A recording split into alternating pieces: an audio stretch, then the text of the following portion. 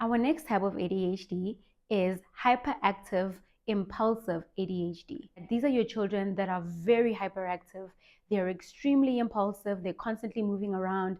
They struggle to sit still, especially in places where they should be still. This is when it comes through, because some parents might be tempted to say, well, all children are a little hyperactive, and that is true. However, the difference between children that have hyperactive ADHD versus a child who's just active is that a child with ADHD won't be able to sit still even when it's crucial, even when they have to be still, such as when they're in the classroom or when they're in places like church, when they are at a funeral, for example. You will see this show up in moments when they are actually supposed to be quiet. When it's bedtime, that's when you'll see the struggle, where they want to keep on talking, consistently keep going, even though the time and the place does not allow for them to speak. They talk excessively and they interrupt and speak over others. They tend to blurt out answers and they struggle to wait their turn.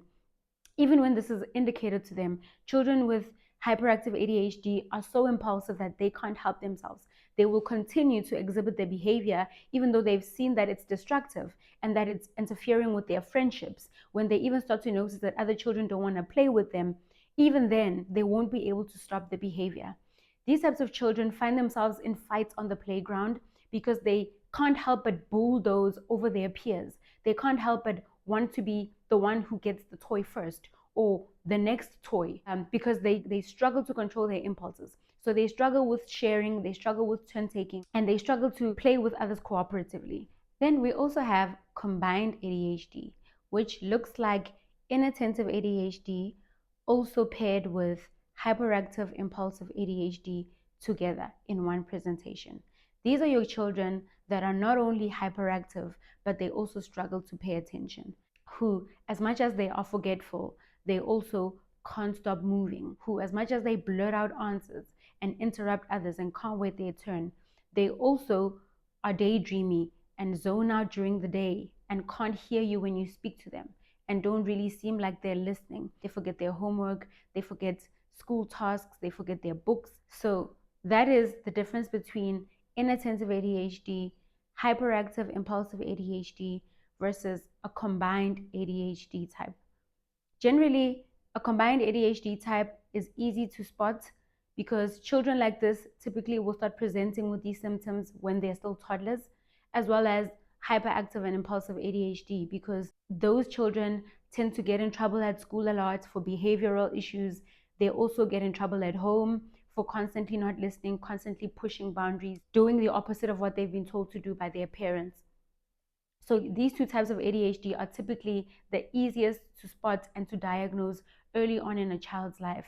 With inattentive ADHD, that type of ADHD can go more under the radar compared to the other two, because these types of children typically don't present with behavioral issues. They are more likely to just struggle academically.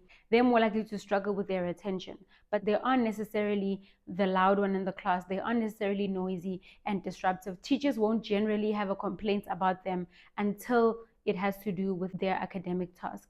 So parents are actually more likely to spot inattentive ADHD in their children first, because it will show up at home in tasks such as chores and when it's time to sit down and do homework one-on-one. Some parents will ask, what if a child is hyperactive but they don't necessarily need an ADHD diagnosis? How do you know the difference? How you tell the difference is a diagnosis is only relevant once you see that a condition is impairing a child's ability to function in their environment. Meaning, once a child is no longer able to succeed in their daily roles, being a child, being in the classroom, being a scholar, playing successfully with others, once those areas in their life are impaired, including even sleep, right? Once they're struggling to fall asleep at night, once they're struggling to do chores successfully, and this becomes a persistent issue in your day-to-day life, this is when something can be classified as an actual condition that needs a diagnosis, because it's affecting their ability to function within their occupations on a day-to-day level. This is the only time that something is worthy to be called an actual disorder, as opposed to a child who just happens to be hyperactive. So for the parent who's asking themselves, how do I know if my child actually has ADHD? I recommend screenings. Go and get a screening for your child.